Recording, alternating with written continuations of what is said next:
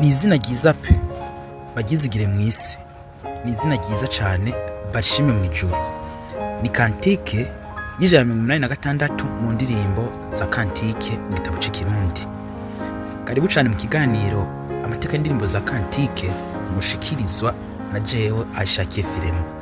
Kuri uno munsi udasanzwe tugiye gusangirira hamwe amateka y'indirimbo y'186 mu kirundi ifise umutwe cyane tititwa ngo izina ry'umwami Yesu, namwe mu bw'icongereza akaba ari Take the name of Jesus with you.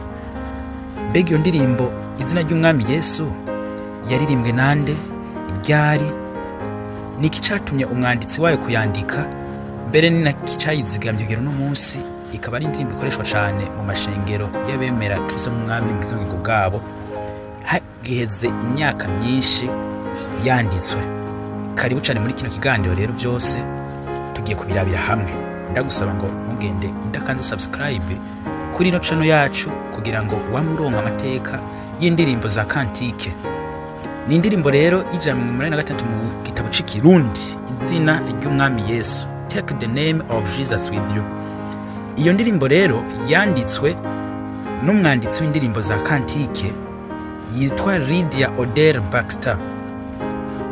Uwo Lydia Odell Baxter yari umunyamerikakazi yavukiye mu gisagara ca Petersburg muri leta ya New York mu mwaka w'1889 muri leta zunze ubumwe za Amerika. Mu vyamuranze yari umwigisha w'ijambo ry'Imana, akaba n'umwanditsi w'indirimbo nyinshi zivuga butumwa canke indirimbo za kantike. Ikindi nuko yari umuntu w'umugore yiyeguriye cyane gose ibikorwa by'ishengero n'inyigisho za Bibiliya. Ariko ico twomenya nuko mu kwiragira ryayo mu hirya no hino mu isi siwe yanditse umuziki wayo, wo kenshi bakunda kwita mu bw'icongereza composer. Umuziki wayo wanditswe na William Howard Doane, yari umucuranzi n'umwanditsi w'umuziki w'indirimbo z'ishengero canke za kantike. Uwo nawe yabaye inshuti n'umufasha mu kazi kivuga butumwa kundi mwanditsi nawe tuzobabwira cyane yitwa Fanny Crosby, nyuma yagendana ubumuga bwo kutabona kuva afite amezi 6, ariko kandi akaba yabaye umwe mu banditsi rangira ngo b'indirimbo za kantike. Vuba cyane nawe tuzobabwira amateka yiwe. None niki cateye Lydia Odell Baxter kwandika iyo ndirimbo izina ry'umwami Yesu canke Take the name of Jesus with you? Mu myaka ya nyuma y'ubuzima bwiwe Lydia Baxter yaragwaye cyane, mbere amara igihe kirekire aryamye mu bitaro. Umunsi umwe niko haje umuntu mu bagenzi biwe aza kumuraba yarasanzwe agwariye mu bitaro. Amubaza ikibazo gisa n'igitangaje abantu benshi bakunda gukoresha iyo bagomba gusuzugura canke kudaha agaciro abantu basenga iyo bari mu bibazo. Yamubajije ati, ariko niki gituma ubandanya kugira amahoro n'akanyamuneza kandi ugwaye cyane, kandi ukabugwaye igihe kirekire nkuko kose? N'umunezero n'amahoro menshi cyane umutima wiwe, Lydia yaje kumwishura amajambo atangaje. Yamubariye ati, kugira amahoro yo mu mutima ntibitegwa no kubaho atabikugora mu buzima, ahubwo ni kubaho witwaje izina Yesu kuko niwe mwami w'amahoro canke King of Peace mu bw'icongereza.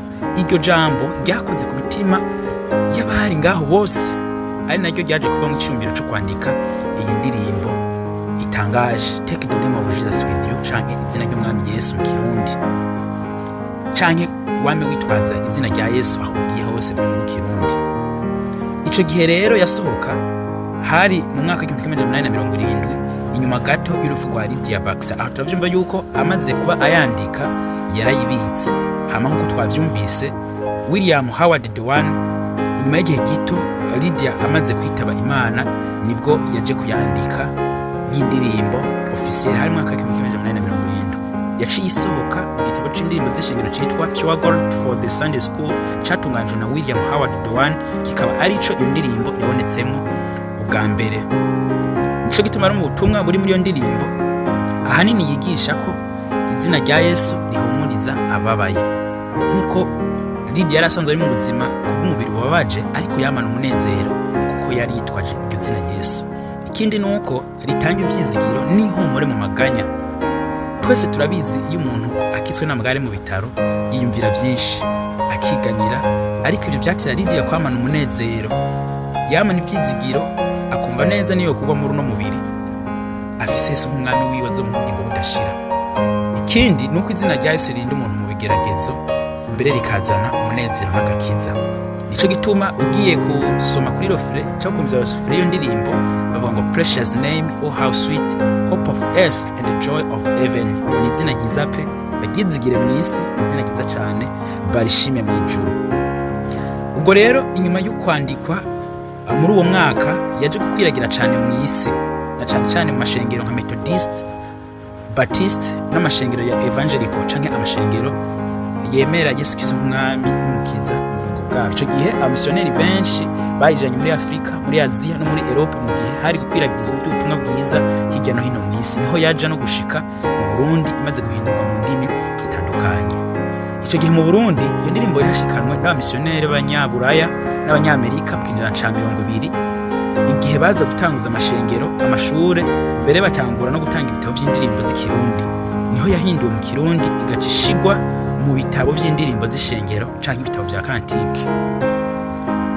Ubwo rero iyo ndirimbo kugeza na n'uno munsi iracaririmbwa ndetse iracafatwa nk'indirimbo idasanzwe yibukiriza abantu kongera kwizera Yesu nk'umwami n'umukiza mu bugingo bwabo, na cane iyo bageze mu bibazo bakibuka ko izina Yesu ari ryo rishobora kubatabara iyo baryatuye, kuko nkuko tugera tubisoma muri ijambo ry'Imana yuko Yesu ari umwami w'amahoro, King of Peace.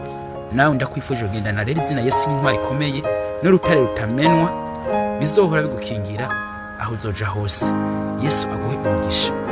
Nimba unezejwe n'ano mateka, wakanda subscribe canke ukakora sabone kuri no chaîne yacu kugira ngo uzohora uronka amateka y'izindi ndirimbo nyinshi. Ari kibazo canke icyo ushaka gushikiriza, ushobora kutwandikira kuri nimero ya WhatsApp iri muri description y'ino nkuru.